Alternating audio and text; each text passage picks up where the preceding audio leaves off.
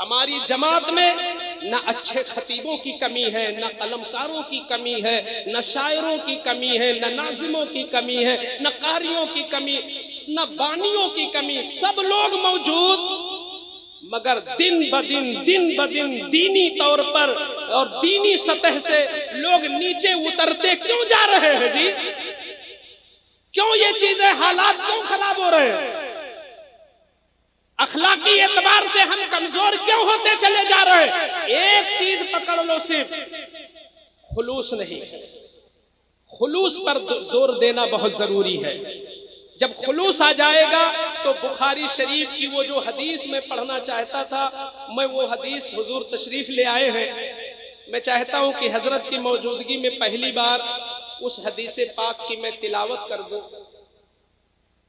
رسول کی حدیث آل رسول کی موجودگی میں، بخاری شریف کتاب العلم، آقا کریم صلی اللہ علیہ وسلم فرماتے ہیں ان من الشجر شجرۃ لا يسقط ورقها وانها مثل المسلم حدثوني ما هي قال ابن عمر فحدثت في نفسي انها النخلة ولكن استحييت۔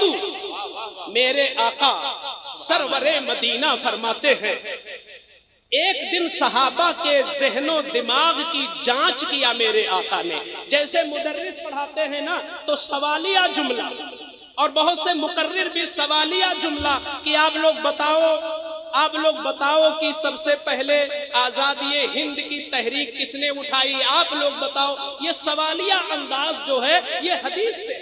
میرے آقا نے صحابہ سے پوچھا بتاؤ دنیا میں ایک پیڑ ایسا بھی ہے جو اتنا ہرا بھرا رہتا ہے کہ اس کے پتے جلدی گرتے نہیں ہیں، ہر موسم میں گرمی سردی برسات، نرم زمین ہو گرم زمین ہو صحرائی زمین ہو کہیں بھی لگا ہو، مگر وہ بڑا مضبوط رہتا ہے، پتے اس کے مضبوط رہتے ہیں۔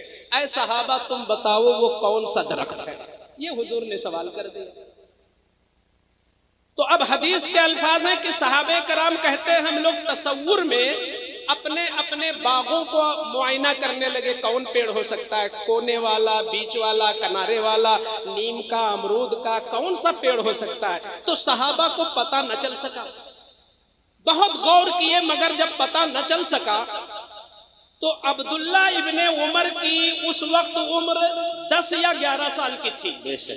حضرت عمر کے شہزادے 10 یا 11 سال کی عمر تھی، وہیں بیٹھے تھے۔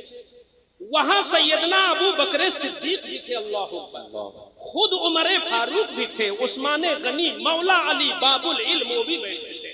مگر وقت کی بات ہے جس کا ذہن چلا جائے، تو کسی صحابی کا ذہن نہیں گیا وہاں تک۔ عبداللہ ابن عمر جو سب سے کم عمر تھے کہتے ہیں میرے دل میں آ گئی بات کہ وہ درخت کوئی اور نہیں، وہ کھجور کا درخت ہو سکتا ہے، سبحان اللہ، کھجور کا درخت۔ تو بعد میں ہم نے کہا، وہاں تو نہیں کہا، لیکن بعد میں ہم نے آ کے اپنے ابا سے کہا کہ ابا جان میرے دل میں بات آ گئی تھی کہ وہ کھجور ہوگا، مگر مجھے شرم آئی بڑوں کے سامنے میں بولوں۔ واہ واہ واہ، کیا آج یہ رہ گیا ہمارے منبر پر؟ زندہ باد زندہ باد۔ ایک عالم ربانی بیٹا ہو، کوئی بھی آیا میت پر اور جو چاہا بول دیا؟ ارے وہ تو حضور کا زمانہ تھا، مفتی اعظم کے زمانے میں ایسا نہیں ہوتا تھا۔ لیکن یہاں سے دیکھو عبداللہ ابن عمر کیا کہہ رہے ہیں کہ مجھے شرم آ گئی، میں کیسے بولوں؟ بہرحال میرے آقا سے صحابہ نے کہا حضور آپ ہی بتا دیں، تو میرے آقا نے کہا وہ کھجور کا درخت ہے۔ اب اس کی شرح محدثین فرماتے ہیں کہ آقا نے کھجور کے درخت سے مسلمانوں کو تشبیہ کیوں دیا کہ وہ کھجور کا جو درخت ہوگا وہ مسلمانوں کی طرح، کیونکہ اس حدیث میں تھا کہ اس کے پتے نہیں گرتے، وَإِنَّهَا مَثَلُ الْمُسْلِمِ، اور وہ مسلمان کے مانند ہے۔ وہ جو پیڑ ہے وہ مسلمان سے ملتا جلتا ہے۔ تو کیا ملتا جلتا ہے بھائی مسلمان سے؟ اب اگر یہاں جتنے ہمیں سن رہے سب مسلمان ہیں، اب یہاں جو حضور نے کھجور کے درخت سے آپ کو ملایا ہے کہ آپ کھجور کے درخت کی طرح ہو، تو علماء فرماتے ہیں کہ کھجور کا جو درخت ہے وہ کوئی بھی موسم ہو، کیسی بھی زمین ہو، اس کی جڑیں زمین میں بہت گہرائی میں ہوتی ہیں اور بہت مضبوطی سے وہ قائم رہتا ہے۔ تو ایک وجہ یہ ہے کہ حضور نے یہ اشارہ دیا کہ جیسے پیڑوں میں کھجور کا درخت سب سے مضبوط ہوتا ہے اپنی جڑ کے اعتبار سے، ایسے دنیا کی قوموں میں مسلمان کو ایسا ہونا چاہیے کہ وہ ہر حال میں اپنے دین پر مضبوط رہے، کیسی بھی مخالفت ہو مگر دین کا دامن نہ چھوڑے اور دین پر مستقیم رہے۔ جیسے کھجور کی جڑ ٹکی ہوئی ہے زمین کے اندر، ایسے تمہارے سینے میں ایمان جکڑا ہوا ہونا چاہیے۔ ایک وجہ، اور دوسری وجہ فرماتے ہیں میرے آقا کہ کھجور کا جو درخت ہوتا ہے اس کی جو پتیاں ہوتی ہیں وہ بھی بیکار نہیں ہوتی، اس کی پتیوں سے جھاڑو بن جاتا، یہاں تک کہ اس کی ٹہنیاں، اس کے تنے، اس کی جڑیں سوکھنے کے بعد بھی کام میں آتی ہیں۔ کھجور اتنا نفع بخش ہوتا ہے کہ اس کے جو پھل ہیں وہ تو نفع پہنچاتے ہی پہنچاتے ہیں، اس کی ہر پتی، اس کا تنا، اس کی کھالیں، اس کی جڑیں، اس کی شاخیں یہ نفع بخش ہوتی ہیں۔ آقا نے مسلمان سے اس لیے تشبیہ دیا کہ اے مسلمان تو کھجور کی طرح ہے، تو بھی ہر حال میں ہر جگہ تجھے نفع بخش ہونا چاہیے۔ تو سفر میں رہے تو نفع پہنچائے، تو مہمان بن کے جائے تو نفع پہنچائے، تو اپنے گھر میں رہے تو نفع بخش رہے، تو منبر پر بیٹھے تو نفع بخش رہے، تو مجلس میں بیٹھے تو نفع بخش رہے۔ کھجور کا درخت ہر موسم میں نفع بخش ہے، اس طرح مسلمان ہر ماحول میں نفع بخش ہونا چاہیے۔ تیسری چیز میرے آقا نے فرمائی کہ دیکھو جو کھجور کا درخت ہے اس کا ہر جز کام کا ہے، تو اس طریقے سے مسلمان کی زندگی کا ہر حصہ اور اس کے بدن کا ہر ٹکڑا دوسروں کی خیر خواہی میں ہونا چاہیے۔ آپ کا کان، آپ کی آنکھیں، آپ کی زبان، آپ کا ہاتھ، یہاں تک کہ آپ کے اندر جو سوچ ہے، فکر، یہ بھی دوسروں کو نفع بخش، دوسروں کے لیے نفع بخش آپ کی سوچ بھی ہونی چاہیے، تب آپ پکے مسلم ہو۔ کیونکہ حضور فرماتے ہیں کہ مسلمان کے مثل ہے وہ درخت ہر موسم میں نفع بخش ہے، اپنے ہر جز کے اعتبار سے نفع بخش ہے۔ جب میں نے اس حدیث کو پڑھا تو میں دکھاوے کے طور پر نہیں، اللہ مجھے معاف کر دے، اللہ مجھے معاف کر دے دکھاوا سے۔ کیوں؟ اس لیے کہ میرے آقا نے دکھاوے والے کو، میں بھی سناتا ہوں وعید کی، دکھاوا جو کرتا ہے اس کے لیے کیا ہے۔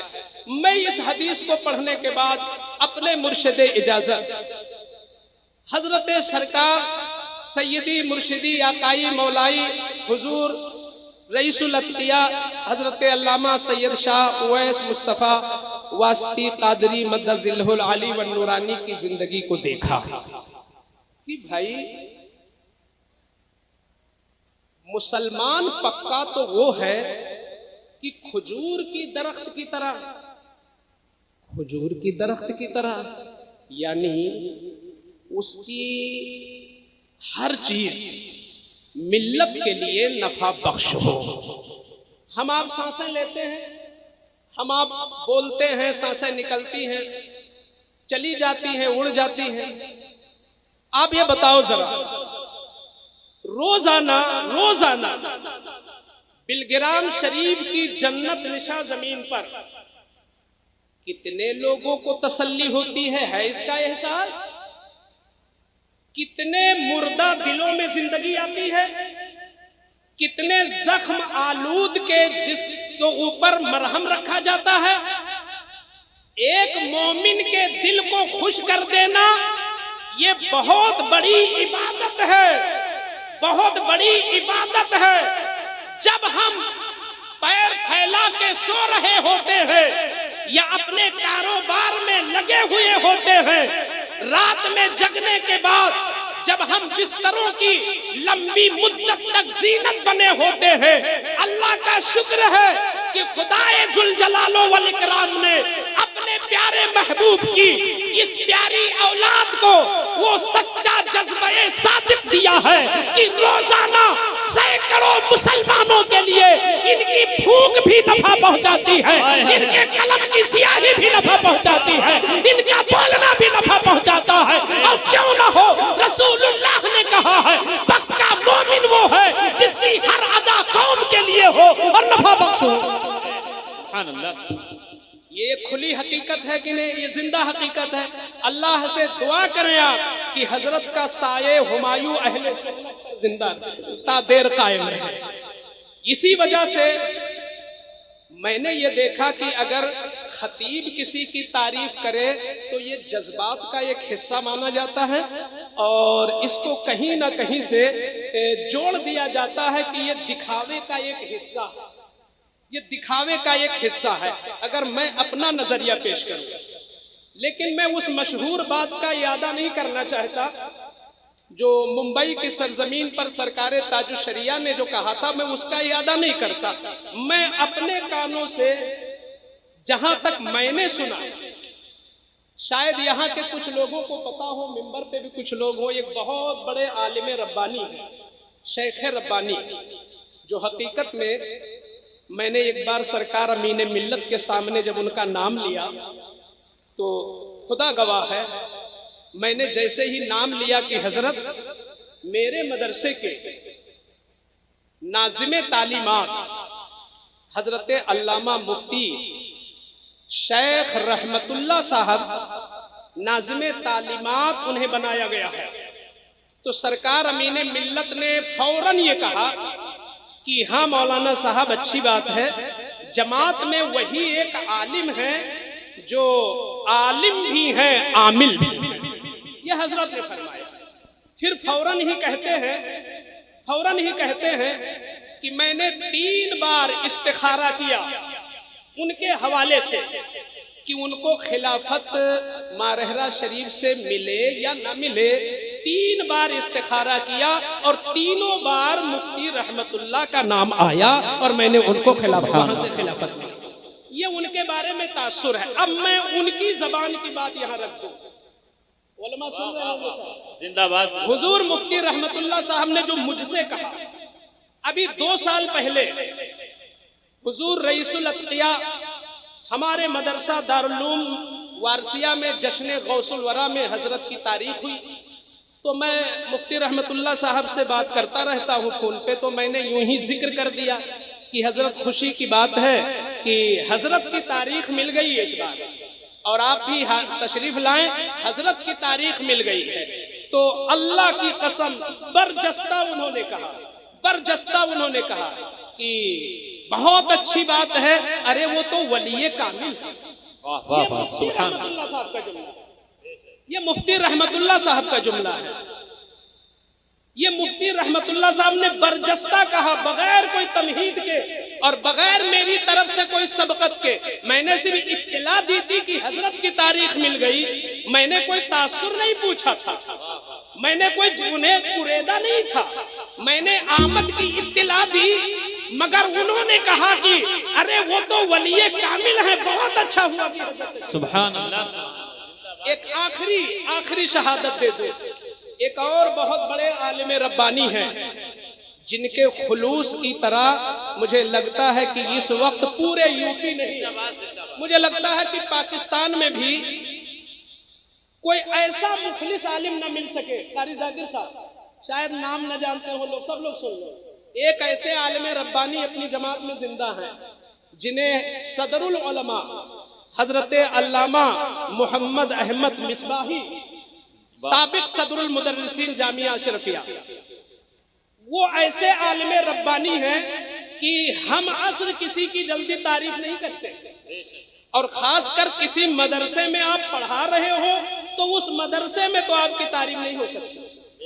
مگر یہ صدر العلماء مفتی حضرت علامہ محمد احمد مصباحی کی خصوصیت ہے کہ وہاں کے ان کے زمانے کے اور ان کے ساتھ میں پڑھانے والے سارے علماء متفق ہیں کہ مصباحی صاحب سے بڑا مخلص عالم ہے ہی نہیں اس وقت۔ مصباحی صاحب، اس کی دلیل دیکھیں۔ آج الٹا ہوتا ہے کہ لکھے کوئی چھپے ہمارے نام سے الٹا، لکھے کوئی شعر کوئی بنا دے اور نعت کا گلدستہ کسی کے نام شائع ہو گیا، مقالہ کوئی لکھا اور نیچے حضرت کی دستخط ہو گئی، الٹا ہو رہا ہے۔ لیکن مصباحی صاحب کا خلوص، اللہ الصمد، خلوص، الٹا سیدھا کوئی لکھ لائے 4 صفحہ تو حضرت اگر اس میں 8 صفحہ بھی ملا دے تو نام اپنا نہیں اسی لکھنے والے کے نام سے چھپتا ہے۔ اس طرح سینکڑوں کتابیں ہیں جس میں اکثر مواد مصباحی صاحب کے قلم کا ہے مگر چھپی کسی اور کے نام سے۔ یہی تو خلوص ہے نا۔ اتنا بڑا مخلص عالم جس کے اخلاص کی گواہی ایک دنیا دیتی ہے، انہوں نے جب حضرت رئیس الاتقیاء سے ملاقات کیا پہلی بار تو وہ بڑے دیدہ ور ہیں، بڑے دانشور ہیں، اور جہاں علم ہوتا ہے وہاں دیدہ وری آ ہی جاتی ہے۔ وہ کہتے ہیں کہ پہلی ہی ملاقات میں احساس ہوا کہ بڑی باوزن شخصیت ہے اور مجھے پتا نہیں تھا کہ وہ شعور و آگہی اور اتنی نبی تلی گفتگو کرتے ہیں۔ بڑی خوشی ہوئی، مجھے اس کی توقع نہیں تھی جتنی وزنی شخصیت سید اویس مصطفیٰ صاحب۔ ہائے ہائے زندہ باد۔ تو یہ اس علاقے کے لوگوں کی خوش نصیبی ہے، اور یہاں کے جتنے لوگ یہاں بیٹھے ہیں آج ایک ایسے آل رسول کی زیارت سے ہم لوگ مشرف ہو رہے ہیں۔ حضرت کی سرپرستی میں حضرت کی خانقاہ معلیٰ میں جو عرس فاتح بالگرام ہے، آپ کو دعوت ہے حضرت کی طرف سے، سبوں کو جتنے لوگ مجھے سن رہے ہیں، 8-9 نومبر کی تاریخ عرس فاتح بالگرام کی منتخب ہو چکی ہے۔ آپ کو شرکت کی دعوت ہے، اور میں وما علینا کہنے سے پہلے اپنے رفیق گرامی قدر حضرت علامہ عبد الکریم صاحب سے اپنی ایک التجا رکھتا ہوں کہ آنے والے عرس میں آپ پہلے کی طرح یا آپ اس سے بھی اچھا موضوعات کا انتخاب کریں اور بولنے والوں کا انتخاب کریں، تاکہ یہ ہماری جو قوم پہنچے اس کو زیادہ سے زیادہ دین مل سکے، اس کو زیادہ سے زیادہ مواد مل سکے، روحانیت مل سکے۔ ہمارا جو عرس فاتح بالگرام ہو وہ جلسہ نہ ہو، وہ مدرسہ ہو، یہ لگے کہ ہماری خانقاہ کا پروگرام ہے، ہم اس میں جی جان کی کوشش کریں گے، ہر اعتبار سے اس کو پر رونق اور پر اثر اور پر عرفان بنانے کی کوشش کریں، تاکہ دوسری خانقاہوں کو بھی وہیں کہیں سے نہ کہیں سے یہ سبق ملے۔ وہاں پہ جلسہ کرانے والے پہنچتے ہیں، وہاں کمیٹیاں پہنچتی ہیں، وہاں جو ہوتا ہے وہیں سے لوگ اثر لیتے ہیں۔ انشاءاللہ ہمارے حضرت کا جو مزاج ہے اس مزاج میں خدا نے تواضع رکھی ہے، سادگی رکھی ہے، رنگ اخلاص رکھا ہے۔ مجھے امید ہے کہ ہمارے اس عرس کا ایک الگ انداز ہوگا، اچھے بیانات ہوں گے، اور روحانی عرفانی ماحول میں فاتح بالگرام کا صدقہ لوٹیں گے۔ اٹھنا بیٹھنا آنا جانا یہ تو انسان کی اپنی فطرت بھی ہے، ضرورت بھی ہے، حاجت بھی ہے۔ آپ تو پھر بھی قابل مبارکباد ہے کہ کئی گھنٹوں سے ماشاء اللہ بیٹھے ہیں۔ اللہ تعالیٰ اس مقدس عرس میں آپ سبوں کا آنا اور بیٹھنا اور سننا قبول فرما لے۔ منبر رسول سے بھی بہت سارے لوگ کچھ ضرورتوں کی بنیاد پر جا چکے ہیں اور انشاءاللہ ابھی تشریف لائیں گے۔ آج آپ کے اجلاس میں بیانات تو تقریباً بہت ہوئے،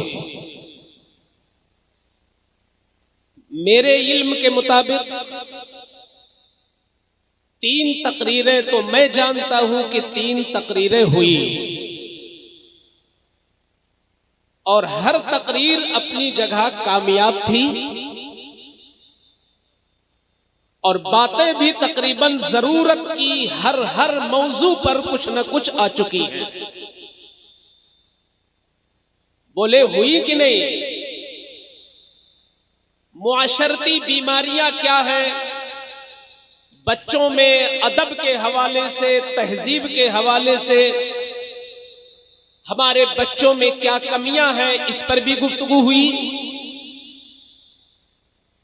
وہ کون سی بنیادی چیزیں ہیں جو جوانوں کو برباد کر رہی ہیں، اس پر بھی بات ہو چکی. انسان کی سب سے بڑی ضرورت ہے علم، اور خصوصاً دین کا علم، اس پر بھی مکمل گفتگو ہوئی ہے. اولیاء کا مقام کیا ہے، ان کی شانیں کیا ہے. ہمارے لیے سب سے بڑی چیز ہے اخلاق و کردار، اس پر بھی بات ہو چکی. گویا کی تقریر تو 3 ہی ہوئی، مگر باتیں مختلف موضوعات پر آپ کی ضرورت کے پیش نظر خوب ہوئی.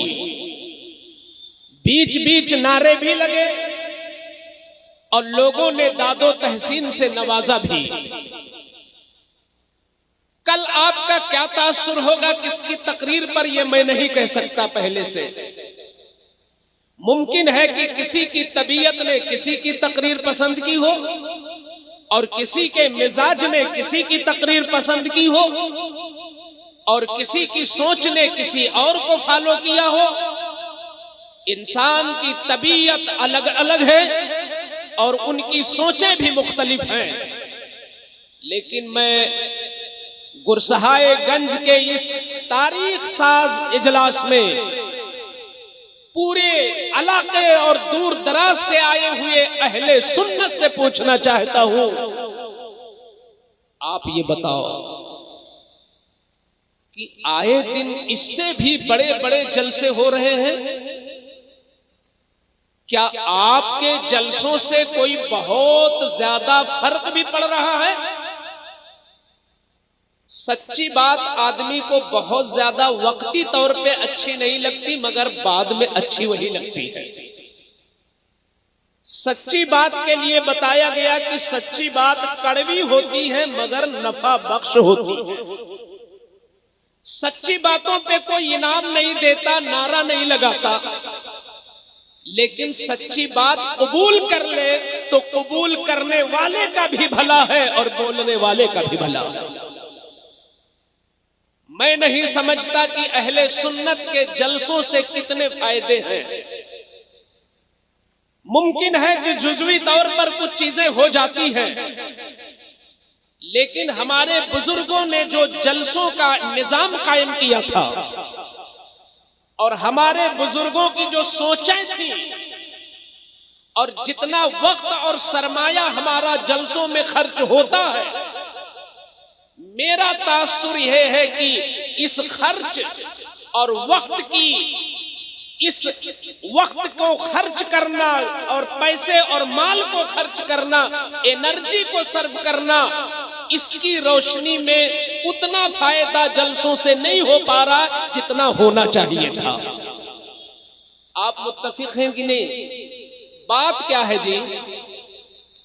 ہمارے جلسوں سے روحانیت کیوں اٹھ گئی؟ ہمارے جلسے، تقریر کرنے والا جس وقت تقریر کرتا ہے لگتا ہے ابھی تھوڑی دیر کے بعد انقلاب آئے گا. جس وقت مقرر اپنی پیشانی سے پسینہ پوچھتا ہے اور جس وقت چاروں طرف سے نعرے لگتے ہیں لگتا اب اہل سنت جاگ گئے، لیکن فجر کے بعد پھر وہی حالات. میں نے نہیں دیکھا کہ دوسرے دن اس گاؤں کے اندر 2 مسلمانوں نے سینے سے سینہ اس لیے ملایا ہو کہ میرے بھائی رات میں فلاں خطیب کی خطابت سے تمہارے لیے جو دل میں کینہ تھا نکل گیا، میرا سینہ مدینہ بن گیا ہے.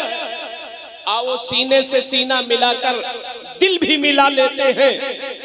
تقریروں کے بعد یہ ماحول ہمیں دیکھنے کو نہیں ملتا. یہ دوسرے دن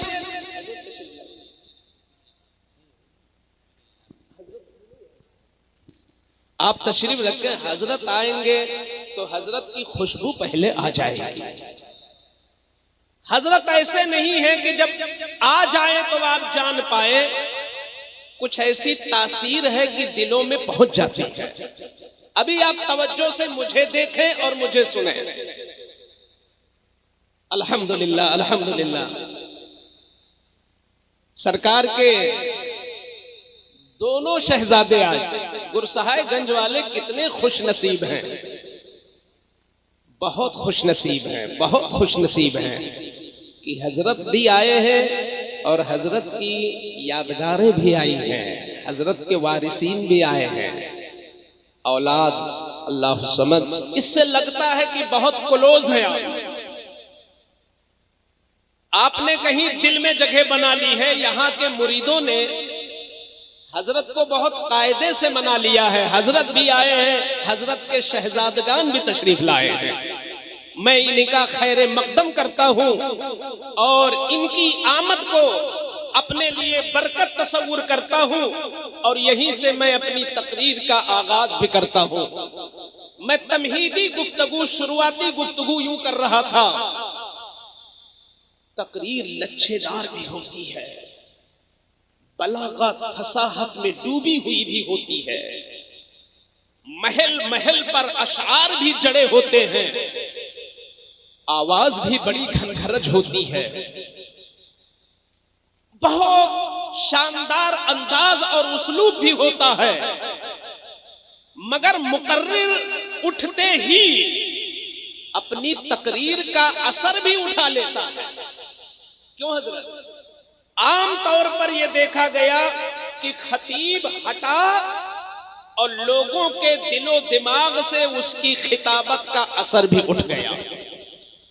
جب ہم نے زوردار جملے سنے، جب ہم نے اس کی گھنگھرج آواز دیکھی، اور جب اس کا اتار چڑھاؤ ہم نے دیکھا، تو جذبات میں آ کے ہم نے نعرے بھی لگائے، ہم نے ہاتھ بھی اٹھائے، خدا نے توفیق دیا تو ہم نے انعام بھی دیا، مگر میں نے دیکھا وہی بندہ جس روش پر تھا اسی روش پر ہے، جس عادت پر تھا اسی عادت پر ہے، اس کی زندگی کا جو طریقہ تھا اسی طریقے پر ہے۔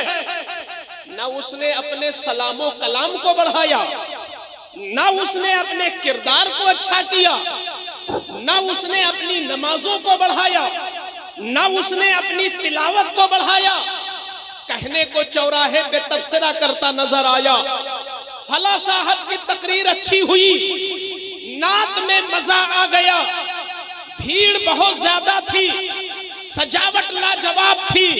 میں پوچھنا چاہتا ہوں میرے یار، میرے دوست، میرے بڑے بھائی، میرے چھوٹے بھائی، بات کیا؟ اتنی اچھی اچھی تقریریں کرنے والے جماعت میں موجود ہیں، انقلاب آ کیوں نہیں رہا بھائی؟ لوگ اتنے بڑے بڑے فیاض ہیں کہ ہزاروں لوگوں کو ایک دن میں افطاری کراتے، غربت مٹتی کیوں نہیں؟ میں بول دوں اصلی بات کیا ہے، بول دوں اصلی بات کیا ہے؟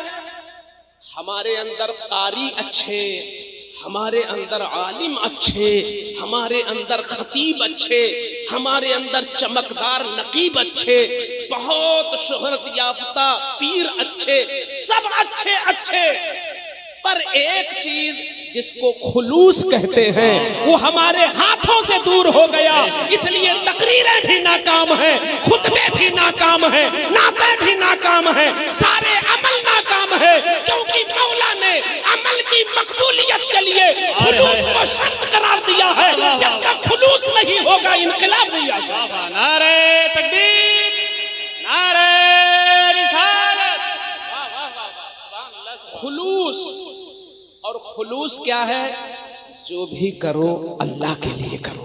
بے شک تمہاری یہ نیت ہو، پڑوسی دیکھے نہ دیکھے، وہ دیکھ رہا ہے جو علیم بذات الصدور ہے۔ بے شک، سبحان اللہ۔ جو تمہاری سوچ کو تمہارے سوچنے سے پہلے ہی جانتا ہے وہ مولا۔ تم اندھیری رات میں بھی سجدے کرتے ہو، ضرورت نہیں ہے کہ پڑوسی دیکھ لے کہ کہے بڑا نمازی ہے، تہجد گزار ہے۔ اللہ کے لیے تمہارا عمل ہو، اسی کو کہتے ہیں خلوص۔ یہ چیز مٹ گیا دوستو، مٹ گیا، جبکہ میرے آقا نے صاف صاف فرما دیا تھا، اور بخاری کی یہ پہلی حدیث ہے۔ قرآن پاک کے بعد سب سے بڑی کتاب بخاری، آپ اہمیت کا بھی اندازہ لگاؤ کہ اتنی بڑی کتاب جو قرآن کے بعد جس کا نمبر، اس کی پہلی حدیث ہے تو خلوص کے بارے میں۔ آقا فرماتے ہیں انما الاعمال بالنیات، عمل کا دار و مدار تمہاری نیتوں پر ہے۔ دکھاؤں کیسے ہونی چاہیے نیت مسلمان؟ ارے مسلمان کا اگر معنی بھی آپ جان لو، مسلمان کا معنی جان لو تو خود سمجھ لو گے کہ جو مسلمان ہو اس کے لیے مخلص ہونا بھی ضروری ہے۔ اسلام گردن رکھ دینا، سچی بات کو قبول کر لینا، جب حق بات آ جائے تو انکار اور ادھر ادھر نہ کرنا، سرے تسلیم کو جھکا دینا، سچی بات کو دل سے مان لینا، یہ اسلام کا معنی ہوتا ہے۔ تو جو مسلمان ہوگا لازم ہے کہ اس کے لیے مخلص ہو۔ یہ کس نے بتایا؟ جن کا نام آپ بہت لیتے ہیں، آ جائے نام محفلوں میں تو ہماری محفلوں کی رونقیں بڑھ جاتی ہیں۔ اگر کوئی شاعر اپنی شاعری میں ان کا تذکرہ کر دے تو محفل کا رنگ چوکھا ہو جاتا ہے۔ وہ فاتح خیبر مولا علی، شیر خدا، حیدر کرار، صاحب ذوالفقار، داماد پیمبر، حضرت سیدنا علی مرتضی، ذرا ان کا خلوص دیکھو۔ توجہ چاہتا ہوں میرے ساتھ ذرا جڑ جائیں میرے ساتھ۔ ممکن ہے کہ آپ کے دل کی تختی پر کوئی سبق لکھ سکوں۔ سیدنا مولا کائنات دین کے لیے نکلے اپنے گھر سے، اور صحابی تو ہر قدم دین ہی کے لیے نکالتا تھا۔ مولا علی نکلے اپنے گھر سے خلوص کے لیے، یعنی اللہ کے لیے نکلے۔ ایک دشمن سے بحث ہوئی، نتیجہ یہ پہنچا کہ دشمن گھوڑے پر تھا، مولا علی زمین پر تھے۔ آپ کے بازوؤں میں اللہ نے وہ طاقت دی تھی، شیر خدا تھے علی، اور شیر خدا ہیں علی، بازوؤں میں قوت تھی، تو آپ نے پکڑ کر کے اسے زمین پر پٹک دیا مولا علی نے۔ جب زمین پر ذرا توجہ کرنا کہ خلوص کیا ہے اور خلوص کی اہمیت کیا ہے۔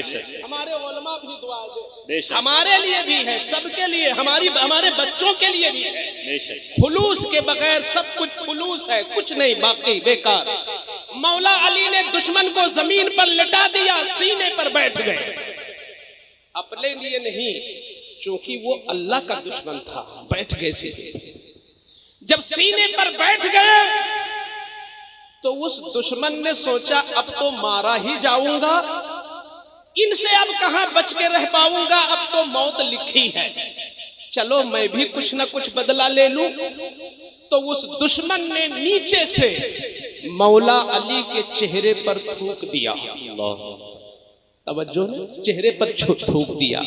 اب نفس کا تقاضا یہ ہے، نفس کا، کہ 2 منٹ کے بعد مارنا تھا تو فوراً مار دے، کیونکہ اب تو تھوک بھی دیا، اب تو جذبات برانگیختہ ہو جانا چاہیے تھا، اب تو نفس گرم ہو جانا چاہیے تھا۔ مگر مولا علی نے، آئے ہائے کیا خلوص تھا! علی تمہارے خلوص کو سلام ہو، یہ تمہارا خلوص ہی حسین کے رگ میں تھا اور حسن کے رگ میں تھا۔ مولا علی جب دشمن نے تھوکا تو بڑے پیار سے اس کو چھوڑ کے الگ کھڑے ہو گئے۔ مارنے کا پلان تھا، اب چھوڑ دیا، دشمن پر لرزہ تاری، یہ ہے خلوص، لرزہ تاری۔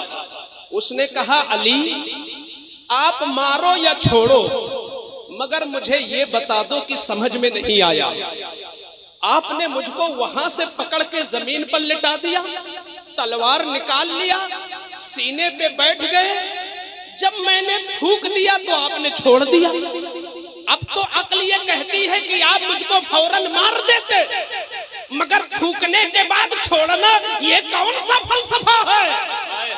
یہ کون سا فلسفہ ہے؟ علی نے کہا نادان، تو نے نہ اسلام کا معنی جانا ہے نہ تو نے مسلمان کا معنی جانا ہے۔ مسلمان اس کو کہتے ہیں کہ سوئے تو خدا کے لیے، جاگے تو خدا کے لیے، پڑھے تو خدا کے لیے، بولے تو خدا کے لیے، دشمن سے لڑے تو خدا کے لیے۔ علی گھر سے نکلا اللہ کے لیے، تجھ کو پکڑا اللہ کے لیے، زمین پر گرایا اللہ کے لیے، تلوار نکالا اللہ کی رضا کے لیے، مارنے چلا اللہ کی رضا کے لیے۔ اب جب تو نے تھوک دیا، اب جب ماروں گا تو اپنے نفس کے لیے ہو جائے گا۔ اب مسلمان نفس کے لیے نہیں خدا کے لیے کہتا ہے۔ نعرہ تکبیر، نعرہ رسالت، واہ واہ واہ واہ، میں پوچھنا چاہتا ہوں زندہ باد زندہ باد، کیا حالات ہیں ہمارے؟ واہ واہ، حضرت علامہ عبدالکریم صاحب قبلہ تشریف رکھتے، واہ واہ واہ، علمیہ ہے اہل سنت کا۔ بے شک، چونکہ آپ ہی حق پہ ہونا تو عمل تو آپ ہی کا قبول ہونا چاہیے، مگر ہم خلوص نہ ہونے کی وجہ سے، بہت اچھا بیان ہے، سبحان اللہ، خلوص نہ ہونے کی وجہ سے اسلام نے عبادت کے لیے بھی خلوص کی شرط اور خطابت کے لیے بھی خلوص کی شرط اور بیعت و ارشاد کے لیے بھی خلوص کی شرط، مدرسہ بنانے کے لیے بھی خلوص کی شرط، مسجد بنانے کے لیے بھی خلوص کی شرط اور امامت کا مصلی سنبھالنے کے لیے بھی خلوص کی شرط ہے۔ واہ واہ واہ، بے شک حق ہے، سبحان اللہ، آج کیوں انقلاب نہیں آتا؟ جو ہمارے ائمہ ہوں وہ ہمیں سن رہے ہوں تو میں ان سے کہتا ہوں آپ چھوٹے نہیں ہو، آپ بہت بڑے ہو، بس اگر کہیں آ رہی ہیں زحمتیں تو مقتدی کو بعد میں دیکھیں، پہلے ذرا سا دیکھ لیں ہم اپنے آپ کو۔ آج ہمارے بڑے بڑے دانشور کسی امام کو چھوٹی نظر سے دیکھ کے کہتے ہیں صاحب آپ کی تنخواہ کیا ہے، آپ کیا کرتے ہو؟ ان کے پوچھنے کا مطلب ہوتا ہے آپ پوسٹڈ ہو کسی سرکاری نوکری پہ، آپ بڑی کوئی نوکری ہو، کرتے کیا ہو؟ میں اماموں سے کہتا ہوں تم فخر سے کہا کرو تم جیسوں کی امامت کرتا ہوں میں تو تم جیسوں کی امامت کرتا ہوں، اور تم سے ڈبل مالداروں کی جہاں پیشانی ہوتی ہے اس کے آگے میری ایڑی ہوتی ہے، میرا تلوہ ہوتا ہے۔ تو امام کا درجہ بہت بلند ہے، مگر اگر ہماری امامت نفع بخش نہیں ہے ہماری سوسائٹی میں، ہم 15 سال سے کسی گاؤں میں امامت کر رہے اور ہم نے 15 نمازی اپنی وجہ سے نہیں بنا پائے، ہم 15 لوگوں کی ذہن سازی نہیں کر سکے، تو مطلب یہ ہے کہ آپ کی قرات بھی اچھی ہے، آپ کی تقریر بھی اچھی ہے، لباس بھی اچھا ہے، بیان بھی اچھا ہے، پر کہیں نہ کہیں سے خلوص داغدار ہے۔ خلوص زندہ ہو، خلوص زندہ ہو تو تنہا ایک عالم حافظ ملت بن کر کے پوری دنیا میں انقلاب کر دیتا ہے۔ خلوص زندہ ہو جی، بے شک، زندہ باد زندہ باد، سبحان اللہ۔ میرے اعلیٰ حضرت میں جہاں انگنت بے شمار خوبیاں تھیں، وہی بہت بڑی خوبی تھی کہ اعلیٰ حضرت مخلص تھے۔ بے شک، سبحان اللہ، میرے اعلیٰ حضرت مخلص تھے، اور مخلص کیا ہوتا ہے؟ آدمی نفس کو مار ڈالے اللہ رسول کے لیے۔ بے شک، کسی نے گالی لکھ کے دے دیا ایک بار پوسٹر، اس میں پوسٹ کارڈ میں گالی لکھ کے بھیجا تو مریدین بھر گئے، حضرت اس کے خلاف جو ہو سکے گا قانونی چارو جوئی ہونی چاہیے، آپ کو گالی لکھا۔ اب ذرا خلوص دیکھو، دم کتنا ہے خلوص۔ مریدی چڑھا رہے حضرت فلاں نے گالی لکھی ہے، کارروائی ہو۔ اعلیٰ حضرت اندر گئے، کہے ٹھیک ہے کارروائی ہوگی، آ رہا ہوں، ذرا گھر سے آ رہا ہوں۔ اندر گئے، ایک پورا ٹوکرا اٹھا کے لائے خطوط کے، جس میں خط آپ کے نام کے خط تھے۔ کہا کہ یہ سینکڑوں خط ہیں جو میری تعریف میں آئے ہوئے ہیں، میں ان کا شکریہ ادا کروں کہ ایک دشمن سے بدلہ لوں؟ اب سنو، میں بدلہ کیسے لے سکتا ہوں؟ یہ گالی لکھنے والے کا اعلیٰ حضرت حضرت احمد رضا سے نہ زمین کا جھگڑا ہے، نہ جائیداد کا جھگڑا ہے، نہ مال و زر کا جھگڑا ہے، جھگڑا ہے تو حضور کا جھگڑا ہے۔ تو جب تک اس نے مجھے گالی لکھی ہے، جب تک اس کا قلم میرے خلاف چلا ہے، خدا کا شکر ہے کہ اتنی دیر اس کی زبان رسول اللہ کے لیے نہیں کھلی ہے، اور مومن وہی ہے جو اپنی عزت کو نبی کی عزت پہ قربان کرتا ہے۔ زندہ باد زندہ باد، واہ کیا واہ خلوص ہے؟ سبحان اللہ سبحان آج خلوص فنا ہو گیا، بے شک اور جن میں ہے خلوص تو بتدریج جن میں جتنا خلوص ہے وہ اتنے ہی باعزت ہے، بے شک سبحان اللہ۔ وہ اتنے ہی باعزت ہیں۔ میں ذکر کروں گا، میں ایک حدیث پیش کرتا ہوں جو ہمارے آپ کے لیے، ہماری ماں بہنیں بھی بیٹھی ہیں۔ آج ہوتا یہ ہے حضرت، میں دیکھتا ہوں بڑا افسوس ہوتا ہے، لوگ ایک تو کچھ کرتے نہیں، اور جو کرتے ہیں اس میں اتنا دکھاوا، اتنا دکھاوا، اتنا دکھاوا کہ وہ سب جیسے لکڑی میں آگ لگ جائے تو لکڑی راکھ ہو جاتی ہے، ہمارے عمل اسی طرح جل کر کے راکھ ہو جاتے ہیں۔ کل قیامت کے دن پہنچیں گے تو خالی ہاتھ ہوں۔ آپ ذرا چشم تصور سے دیکھو، کسی نے کچھ کیا تو جب تک 50 لوگوں سے بیان نہیں کرے گا میں نے یہ کیا، تو اس کو سکون ہی نہیں ملتا ہے۔ کسی بھی مجلس میں ہم لوگوں کی بھی یہ بڑی کمزوری ہے، تقریر کرتے ہیں تو بعد میں کہیں نہ کہیں سے نفس ٹھوکر مارتا ہے کہ پتہ چل جائے کہ لوگوں کا تأثر کیا ہے۔ بے شک یہی ہے خلوص کو روک رہی یہ چیزیں۔ نہ آپ کو تعریف کی فکر ہو بہت زیادہ، اور نہ تنقید کی فکر ہو۔ اگر آپ نے بیان اللہ کے لیے کیا، رسول اللہ کے لیے کیا، تو اللہ رسول قبول کر لے، آپ کامیاب ہو۔ قوم کیا کہتی ہے یہ فکر ہٹا دو، اسی کا نام خلوص ہے۔ واہ واہ واہ۔ افطاری لوگ کراتے ہیں، ابھی پہلا لقمہ یعنی کھجور منہ میں رکھا نہیں، ویڈیو بن رہا ہے، ویڈیو بن گیا، فوٹو کھینچ گئے۔ بھئی ایک افطاری کرانا بہت اچھا عمل ہے۔ حضور فرماتے ہیں کہ جس نے کسی روزہ دار کو افطاری کرائی تو اس روزہ دار کو روزہ رکھنے پر جتنا ثواب ملا، اگر کسی نے ایک کھجور سے بھی افطاری کرا دیا تو اس روزہ دار کے برابر افطاری کرانے والے کو بھی ثواب ملے گا۔ ہے یہ چیز بڑا اچھا عمل ہے، لیکن یہ وجہ کیا ہے؟ تم کسی مومن کو افطاری کرا رہے ہو، اللہ دیکھ رہا ہے۔ معاذ اللہ تمہارا اللہ غافل نہیں، وَمَا اللَّهُ بِغَافِلٍ عَمَّا تَعْمَلُونَ۔ تمہارے کرتوت سے اللہ غافل نہیں، تمہارا عمل اللہ دیکھ رہا ہے۔ فوٹو کھچایا، اگر چند بچیوں کی کسی نے شادی کرا دی، غریب بچیوں کی، اتنا ایڈورٹائز، اتنی تشہیر، اتنا اعلان، اتنا پوسٹر بازی، سوشل میڈیا پہ اس قدر اعلان کہ اس کا سارا عمل یہیں جل کے رہ گیا۔ اللہ کے لیے کرو، اللہ کے لیے کرو۔ داہنے ہاتھ سے دو تو بایاں ہاتھ جان نہ پائے، یہ خلوص، خلوص ہے اس کو۔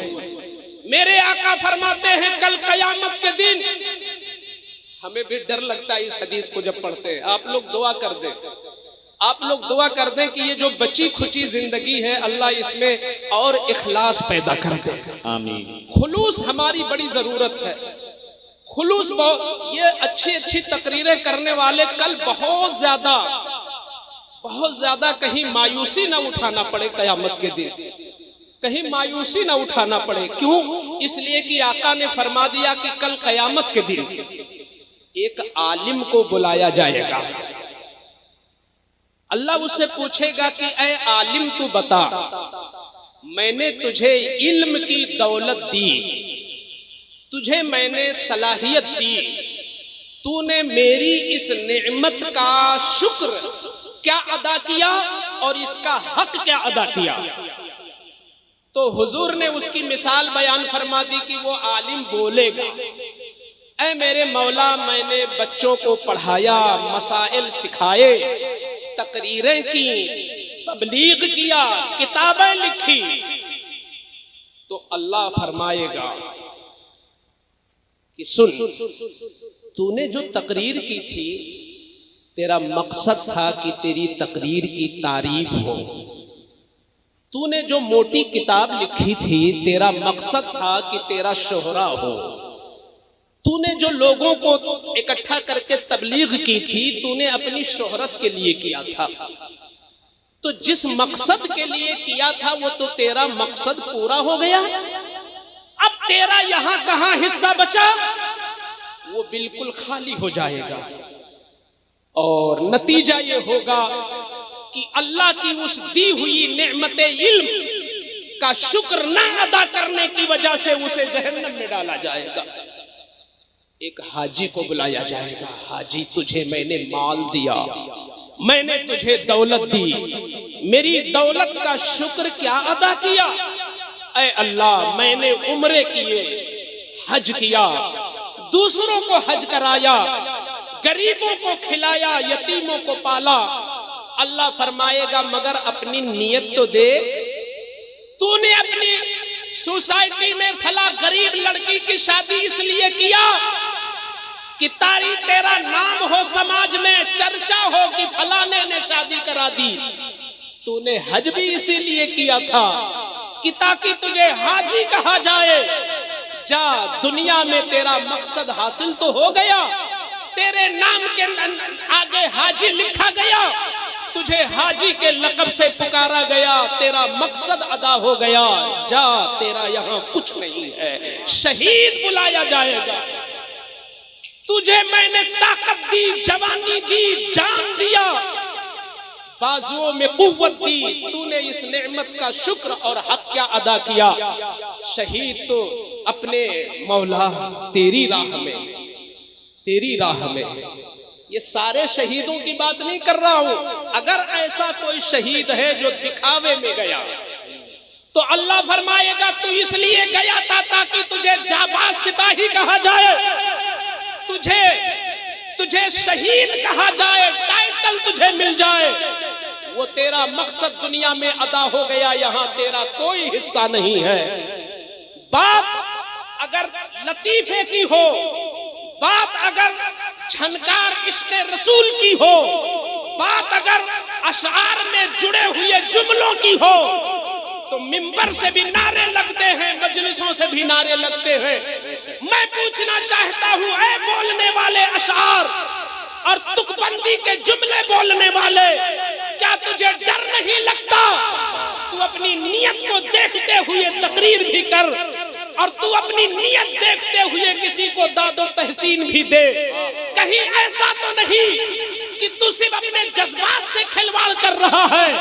خلوص تو یہ ہے کہ جب کوئی سچی بات تیرے دل پر ٹھوکر لگا دے تو تیری زبان پر اللہ کا نام آ جائے، اسے خلوص کہتے ہیں۔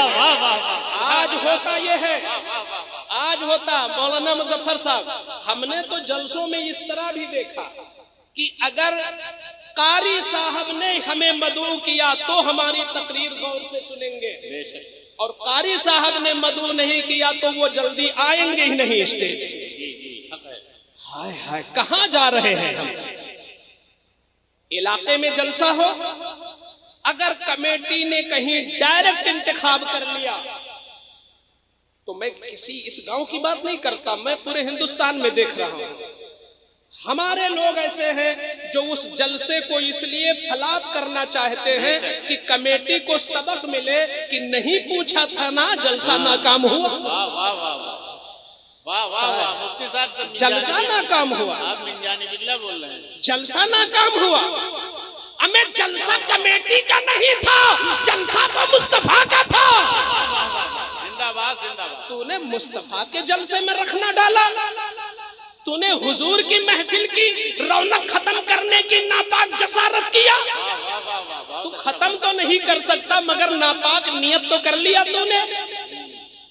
ہاں، اگر ہم مخلص ہیں، ہمیں کمیٹی نے ہم سے رائے لیا، بلکہ کمیٹی والوں کو لینا چاہیے۔ بے شک گاؤں کے علماء کا یہ حق ہے علاقے کے علماء دین کا یہ حق ہے کمیٹی پر کہ کمیٹی ان کو انوالو رکھے، لیکن اگر کسی وجہ سے نہیں پوچھا گیا تو اے عالم دین، اے علماء دین، اے قرائے اعظام، اے کنارے کنارے گاؤں میں امامت کرنے والے ائمہ کرام، تم یہ نہ دیکھو کہ کمیٹی نے نہیں کہا، تم یہ دیکھو کہ جو محفل میں عالم بول رہا ہے وہ اپنے گھر کی بات نہیں، وہ مسلک اعلیٰ حضرت کی بات کر رہا ہے۔ اگر بات اچھی ہو گئی تو تمہارا مسلک کامیاب ہوگا، تمہارا مشرب زندہ ہوگا۔ واہ واہ واہ، زندہ باد زندہ باد، واہ واہ۔ اگر یہ خلوص ہوتا، سبحان اللہ، میں تو کہتا ہوں جو ہمیں سن رہے ہو، ہمارے جو ائمہ کرام یا گاؤں کے مدرسین، مکتب اور دارالعلوم کو چلانے والے، تمہارے گاؤں میں جس دن جلسہ ہو تم ایڑی چوٹی کی زور لگا دو کہ جلسہ کیسے کامیاب ہو۔ یہ ہے خلوص۔ اچھا، کہیں کہیں حضرت میں الٹا بھی دیکھتا ہوں، اکثر ہوتا ہے۔ میں نے یہ دیکھا کہ کبھی کبھی ہمارے علاقے میں کوئی ہم سے 19 یا 20، ہم سے تھوڑا 19 یا 20 کوئی خطیب آیا، اب ہم نے یہ پلان بنا لیا، آج کچھ ایسا کروں گا کہ اتنا زور لگاؤں گا اپنی تقریر میں اور کچھ ایسا ماحول بنا لوں گا کہ کمیٹی سوچنے پر مجبور ہو جائے کہ ارے ان کو بلانا بیکار تھا، ان سے اچھا تو اپنے امام صاحب بول گئے جی، ان سے اچھا تو گاؤں والے عالم دین بول گئے۔ یہ کیوں ہوتا ہے؟ یہاں نیت بری ہے، آنے والا کوئی فرشتہ نہیں ہے، وہ بھی انہی کتابوں سے بولتا ہے، آپ بھی انہی کتابوں سے بولتے ہیں، مگر جس دن جو عالم آیا ہے وہ کمیٹی کا بھی مہمان ہے اور گاؤں کے ہر فرد کا مہمان ہے اور وہ مکتب کے مدرس کا بھی مہمان ہے، امام کا بھی مہمان ہے۔ اللہ کا شکر ہے، میں اپنی بات کرتا ہوں، میں 6-7 سال سے اپنے گاؤں میں ایک جلسہ کراتا ہوں، میری نگرانی میں ایک جلسہ ہوتا ہے۔ ہم بھی کسی عالم کو بلاتے ہیں، اللہ کی عزت کی قسم میری پوری سوچ یہ ہوتی ہے کہ میں نے جس کا انتخاب کر لیا یا ہو گیا جس کا انتخاب، یہ کتنا کامیاب ہو جائے، کیونکہ اس کی کامیابی پر ہمارے مسلک کی کامیابی ہے، ہمارے مذہب کی کامیابی ہے، ہمارے دین کی کامیابی ہے۔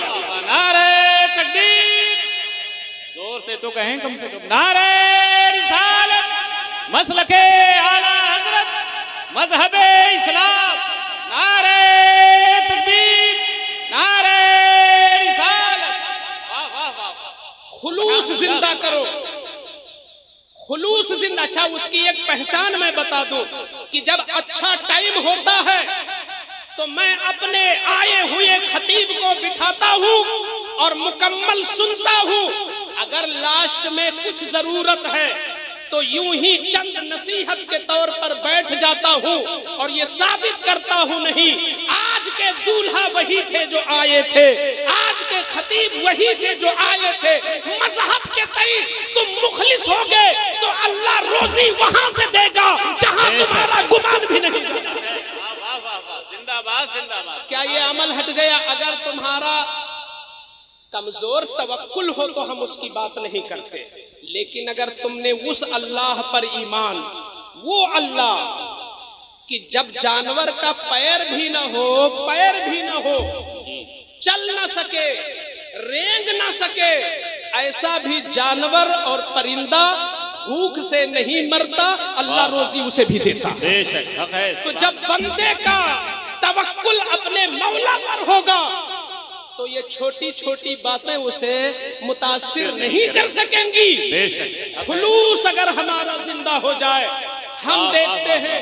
اچھا یہ بتا، ٹھیک ہے آپ امام ہیں، عالم ہیں، خطیب ہیں، نقیب ہیں، جو بھی ہیں، آپ مسلمان بھی تو ہیں۔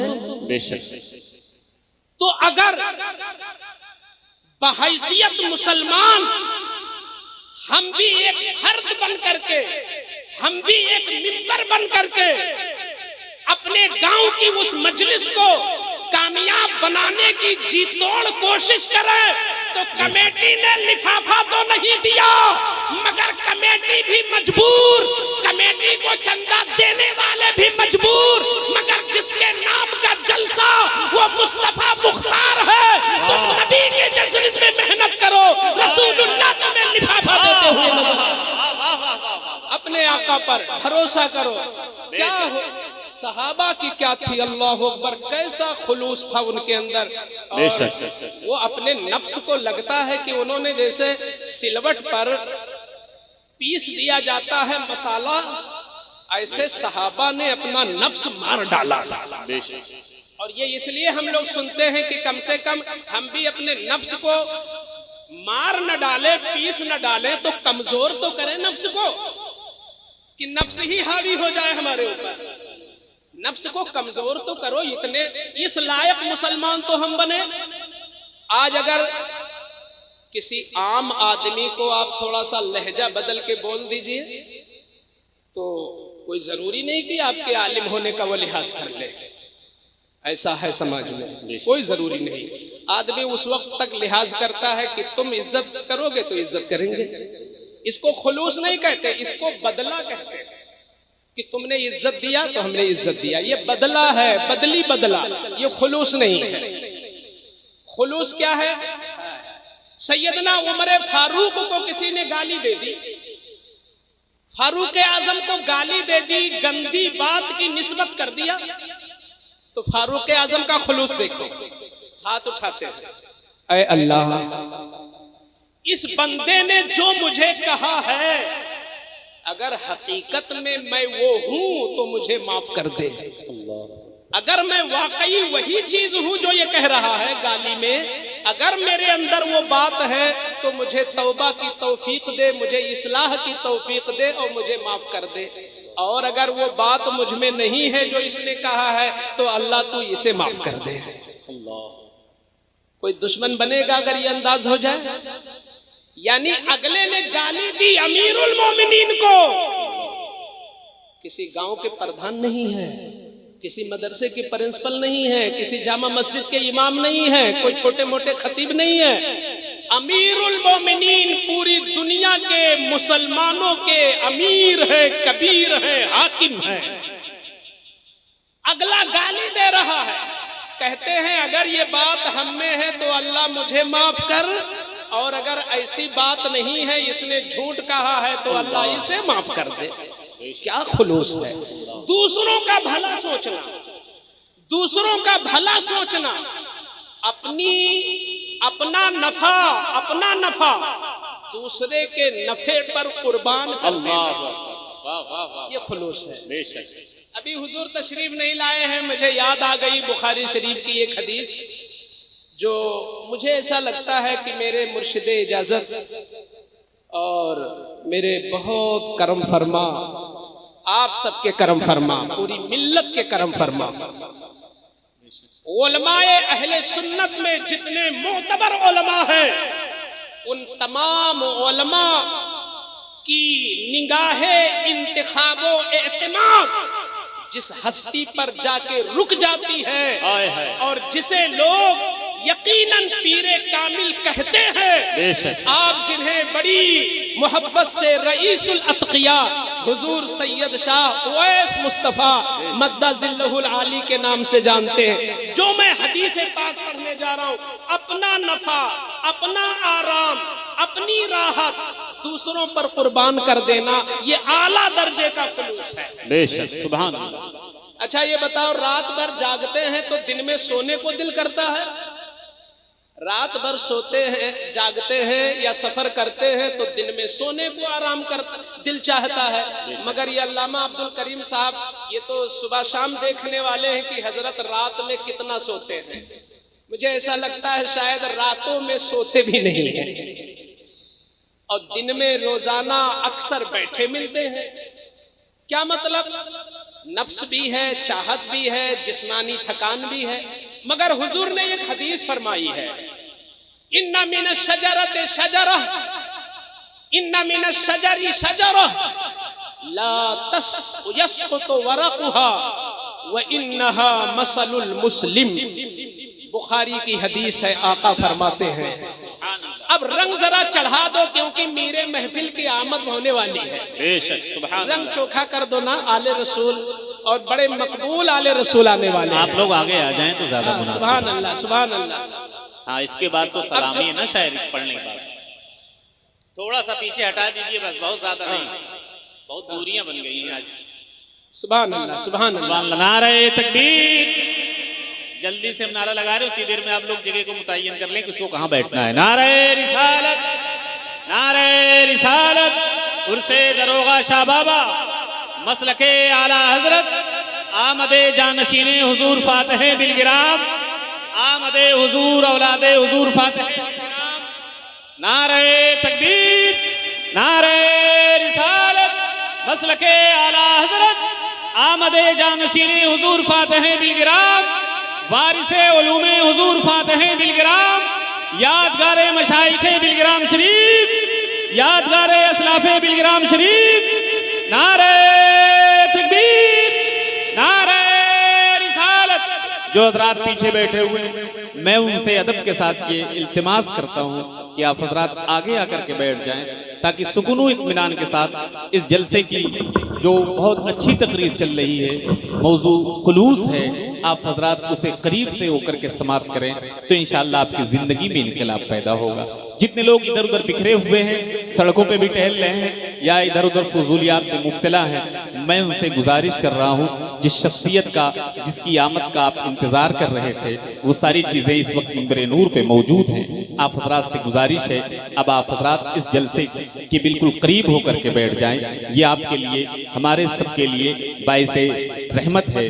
آپ سے میری گزارش ہے کہ جو لوگ مصافحہ کرنے کے لیے ایک کے بعد دیگر تشریف لا رہے ہیں، میں گزارش کر رہا ہوں کہ مفتی شیر محمد صاحب قبلہ صاحب کی تقریر بہت سکون و اطمینان کے ساتھ بیٹھ کر کے آپ سماعت کریں.